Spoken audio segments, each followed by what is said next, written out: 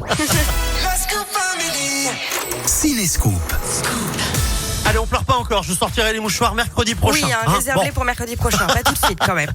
Les sorties ciné du jour. On va commencer avec un film historique avec Alexandra Lamy que j'adore, franchement. Moi aussi, elle est géniale.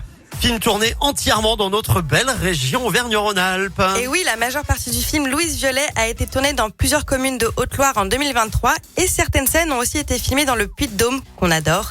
Dans le long métrage, on suit Alexandra Lamy en 1889. Elle joue le rôle d'une institutrice parisienne qui débarque en pleine campagne, déterminée à instaurer l'école de la République.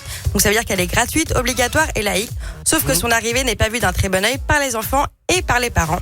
En tout cas, Alexandra Lamy est clairement convaincante dans ce rôle. D'ailleurs, c'est un rôle dans lequel on n'a pas l'habitude de la voir et au top. Ok, on ira voir ce film. On pourra peut-être aller voir aussi 3 amis. Oui, et 3 amis qui est lui aussi tourné en Auvergne-Rhône-Alpes. Et là, ça a été tourné à Lyon. Dans notre belle ville.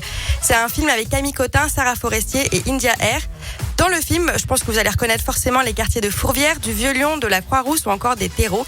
Quelques séquences ont aussi été tournées dans le Beaujolais à Domartin. Dans 3 amis, on suit la vie sentimentale très complexe de Rebecca, Joanne et Alice. 3 amies, comme porte bien le nom du film. Elles sont enseignantes dans un collège lyonnais. C'est une comédie dramatique avec plein de rebondissements. Et puis allez, une autre sortie aujourd'hui, c'est les plus belles années de notre vie. Oui, là c'est un film qui va faire plaisir aux nostalgiques de Forrest Gump parce que 30 ans après son film culte, Robert Zemeckis réunit Tom Hanks et Robin Wright, pardon pour mon accent, à l'écran.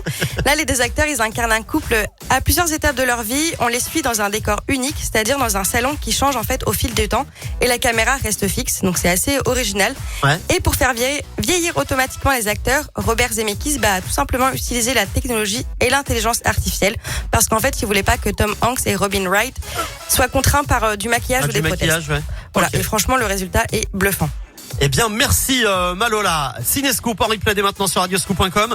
Mercredi prochain tu seras de retour pour la DER. Bien évidemment. Avec moi. Bah oui, je évidemment compte sur toi, quand même. Malola. Je vais pas partir comme ça. Et puis là tu vas pas partir comme ça non plus puisque comme chaque semaine on a une petite BO bien sympa. Oui. Et il s'agit de quoi aujourd'hui? Et là on va danser un petit peu parce que c'est Can't Stop the Feeling de Justin Timberlake. Oui, du film Les Trolls qu'on adore. Ah oui c'est vrai. J'allais te dire mais d'où c'est une BO? Mais si t'as raison. Mais si oui, des dans trolls, les Trolls. bien sûr.